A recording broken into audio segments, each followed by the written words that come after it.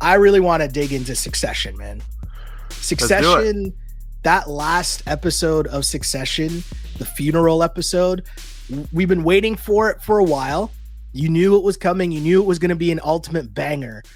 But it was also, we didn't really know that it would be the Roman episode. But it was the Roman episode, you could say. What did you guys make of it? Tones, I want to start with you because I want to ask you, when you saw Roman walking around practicing his funeral speech there, how hyped up did that make you for the rest of the episode? I was, part of me was thinking the whole time, like, is this his actual speech or is he just like being Roman? You know what I mean? Is it like the speech and then he's throwing his Romanisms in there? You know what I mean? Like, you could kind of tell, like, I don't know, I was mad at myself for not like predicting it as I was watching that scene, going like, oh my God, he's about to crash and burn. I've been waiting for the Kendall episode, right? I've been saying it on this pod. Like, I've been waiting for his moment and I think it's still coming, but he kind of had part A of that moment in this episode. So it kind of like, if you kind of just, you know, at the hindsight's 2020, but you look back and you're like, oh, right, Roman's the one that's emotionally fucked up more than any of them. Roman would be the guy. And like, man, how about the acting of him just seeing is he in there? Like, oh my God. I mean, Jesus Christ, what an absolute freak of an actor. And then seeing the rise of Kendall coming in and saving the day, I thought was like, we should have known, right? Because Roman's the most fucked up by far. And he's not going to be able to handle these things. The guy can't even sit on a chair normally. You know what I mean? Like, this guy's a total, like, he's definitely got some parent issues, especially with his dad. They all do, but like him more than anybody, it seems like he's been the most affected. But big takeaway from this episode for me was like Kendall is growing into the guy that he wants to become. Is he not? And maybe that's all going to come crashing in the series finale here. But like, I'm starting to see it a little bit, right? I'm starting to see him play the game a little bit better. And we're starting to see him like actually make the right moves. And maybe this whole thing isn't the right move, but we're going to find out. But I don't know. I'm starting to see the CEO in there. I'm starting to see it for the first time ever. I kind of disagree that this was the Kendall episode. To me, this was the generational trauma episode. Right. Where we saw Logan's impact on these kids, now adults. And there was a really small moment when they go to visit that mausoleum where Logan's going to be put to rest. And there were 4 other slots for the kids. Like, he's already dragged them down. Like, it's over for all 4 of these kids. There's no, like I've been saying, I don't think there's any winning this game of Succession because I think they've already lost because of what Logan has passed down on them. Now, we got that great story from his brother about how the trauma was inflicted upon Logan, and then that now being passed down to the kids. So, I mean, yeah, we're seeing our Kendall kind of sell his soul, as it were, you know, and bringing his posse, consolidating his power to really step into the role that Logan had. And we also saw the effect of Logan's thumb on Roman, because Roman at the end of the episode needed to get like physically assaulted, to get punched in the face to feel anything like he got from his dad, who was obviously physical with Roman, which we've seen in the series before. Yeah. So I don't think there were many winners of this. You know, I think it's already cooked for all 4 of these guys. And the other one was, you want to talk about generational trauma, that scene of Shiv and her mom, where they don't even say anything about the pregnancy, and it's just you're okay? Yeah. Just that said so much rather than really getting into a big fight. It was incredible, but it shows how much you can fuck up your kids as parents, which terrifies me. Yeah, same. There's so many epic scenes just from that, and you add in when the mom goes and gets what's Mistress Carrie, new guy. Awesome. Carrie. That was awesome.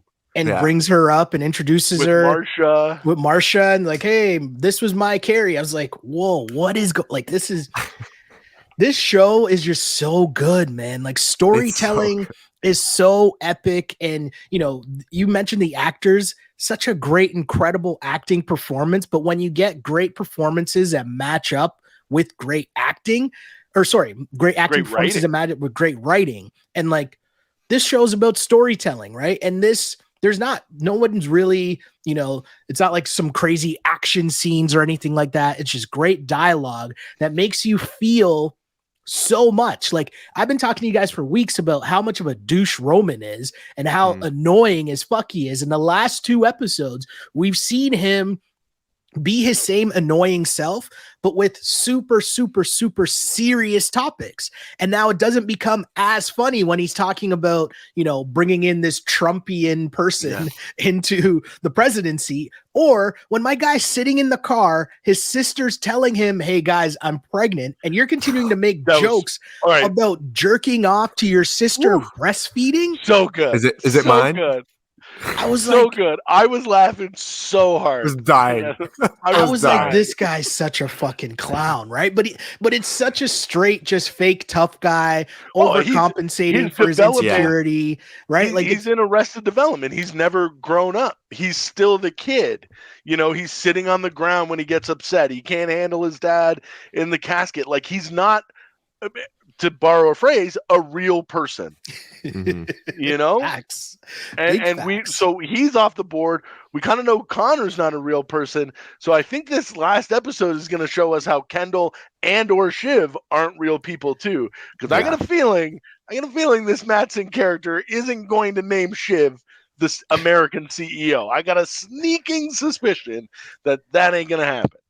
Matsson's definitely having a moment here. Like, Matsson's been like the puppet in the last like 4 episodes, or like kind of just being like, you know what I mean? Like, working too well with Shiv and working like him kissing ass to the president. I'm like, that's not the guy that we've been introduced to. Like, you would tell this guy to fuck. Oh my God. What was the line he said? What do you stand for? Privacy, pussy, pasta. I was like, yes, it's my dude. On a narco-capitalist Parmigiana. That was fucking awesome. So good. So good. One of the best things that I took away from this episode, and it's nothing to do with characters, nothing to do with like writing, nothing, but this is just like, and you guys as TV and former TV people like can probably appreciate this, but the shot changes kind of in between scenes of where they go, hey, here's this chaos happening in the street. Everyone's losing their minds. And then smash cut into this like ivory tower party where they're like handing around champagne and caviar. I think they did that really on purpose. They did it like 3 or 4 times where it was like chaos, chaos, chaos. And then boom, quick smash cut into like this quiet room with a bunch of, I just like, I don't know. I took note of that. And like, given everything we've all gone through in the last like 3 years in this world, it's like, yeah, that probably was exactly how it felt. Like, we thought all these people like, they gotta do something. And they're like, they don't give a fuck. Like, they just don't. Yeah. It's a genius of how the world that's been created by this, showrunner, director, writer, just how like it's his take on rich society, right? And the super rich, and just how these people are the real power brokers, but they're also douchebags, right? And so like, they're in their own bubble away from the rest of the world, and their decisions impact the rest of the world while they get to sit in their ivory towers living their lives and not feel the consequence of any of the decisions that they've made. And then that's what makes it so interesting, right? Because you're watching Roman. This is why to me it was a Roman episode, right? Because I'm hating him, and he's the worst. And then as soon as he starts to break down, you're like, oh man, I feel sorry for this guy. And I caught myself in the moment, like, how did I just go from these extremes from like hating this guy to like wanting to give this guy a hug, right? Like, that was such great acting. It was so incredible. Just the range that this show has from being able to take you from one emotion to the next in like 30 seconds and then laughing your ass off the next second when they're doing, as you said, the smash cuts, and the way that the show is shot is so brilliant as well. Just I remember early on this season we were talking about people ranking the HBO shows, right? The HBO world, whether you're talking about this show or The Last of Us or White Lotus, like all the recent kind of HBO shows, and where those rank in the Patreon of like Sopranos and The Wire and that stuff. And I was like, nah, man, people are trying to throw Succession in there and it's too much. They're doing too much. It's not that type of show. And then this season, man, I think they've knocked this shit out of the park. And I'm sitting here like, maybe I was wrong. I think it's knocked Thrones off, and honestly, I think it's knocked Breaking Bad off too. I mean, this is probably, I would say this is number 4 for me, going Sopranos, Wire, Mad Men, and Succession. Okay. I mean, it's. I want to see. They haven't hit the. You gotta land the plane. You gotta land the plane. We gotta see how the ending, because the ending is big. You can't mess up the ending. But even for them to pass Thrones, they've already surpassed it in the last, like the whole last season of Thrones was a total shit show, right? Like even if this last, 3, if you really want to get deep into it, but like even if this last episode isn't like Thrones ending as much as everyone else did. Oh, whoa, really? Oh, that I didn't hate it as much as I was entertained. You have an hour? You got an hour? Hold on. How far deep are we into this pod here? We can unpack this one for a fucking week if we want. We'll do that. Man. We'll do that in the summer for sure. But no, sorry, Tones. I interrupted you, man. My bad. No. It's okay. I pretty much said what I needed to say. Like, it's just like, like even if the last episode of Succession, like, doesn't really like hit at the very end, like what Webby's saying, like, I'm sure there's going to be some people, if they don't actually like have a successor and like so-and-so won the show, which is probably what's going to happen, where they just don't actually have somebody specifically winning, but like people won't get that it's not that type of show. And I don't even care, because the 9 episodes leading up have been so unbelievable. Like I finished the last episode. I'm like, I think I got to rewatch this whole season again before the last episode, because it's just been that good. I just want to relive some of this stuff and like see if I can notice like little looks, little glances going into that last episode. It's ahead of Thrones for me for sure. I agree 100% with Webby. The one thing I will say too that I love about Succession is how deep the bench is. Like Madsen, the Skarsgård's been so good this season. The guy who plays Mencken is unreal and terrifying. But how about just James Cromwell? Yeah, one of the best living actors we have. Come on up and give one of the best monologues in the show's history, just for 10 minutes, you know? Yeah. Like, he's so good. And for that show, for Jesse Armstrong, that showrunner writer, to be able to be like, hey, we need you. Let's bring in the righty off the bench. We need you for 10 minutes. And him to be like, 100%. The show's dope. Well, even the fact that Brian Cox, who obviously was like the front man of the show, to not be on the show for the majority of the final season, and they're still banging out home runs. Yeah. That's insane. How many shows could do that, right? Take out the main character for basically half your final season, and we're all still sitting here like, this shit is incredible. It's well done. I just have one request. I have one request, and I'm hoping that this doesn't. All I need from the Succession finale, this is the only thing. If this happens, I will be so cheesed, and they will have ruined the whole thing if this happens. Just don't make Greg win.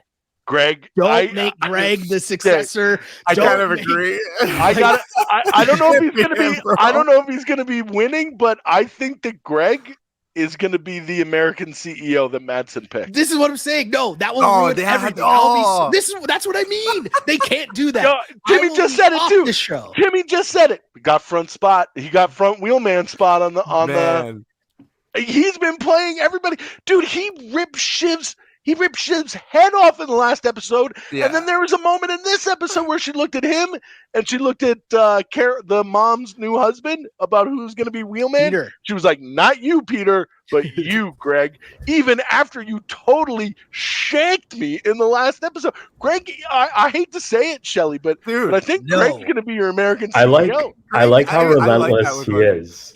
Like, Greg was just like, yo, give me an intro. I just need an intro. Give me an intro. Greg the Egg has no shame. He'll drink things that aren't meant to be drinks. What did Madsen call him when he saw him, too? Like, hey, handsome. Yeah, and I was like, oh, shit. That's such a great call by you, Webby. That's such a good call, because that's like such a subtle thing that you might miss in all the grand monologues and all the speeches and something. Because like, until you said it, I was like, oh my god, yeah, that happened. And now it's all making Shell. I'm sorry, bro. I'll be so mad. You might be so mad here. Madsen loves Greg. Madsen loves Greg. You thought Tom loved Greg. Madsen loves Greg. Oh, man. Tom's screwed, so I'm okay with that. Tom's screwed, so Tom's just tired, man. Poor guy. Tom's just exhausted. Guy's been living on cocaine and spaghetti and olive oil for the last 4 or 5 days. Like, it catches up to you, man.